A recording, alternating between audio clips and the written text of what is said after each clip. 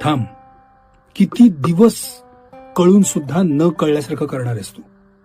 तुला माहिती आहे तुझा यूज केला जातोय. तुला माहिती आहे तुझ्या जवळचीच लोक तुझ्याबरोबर गेम करतात. तुला माहिती आहे तुला विनाकारण कल्प्रिट बनवलं जातंय. तुला फुकटचं गिल्ट दिलं जातंय.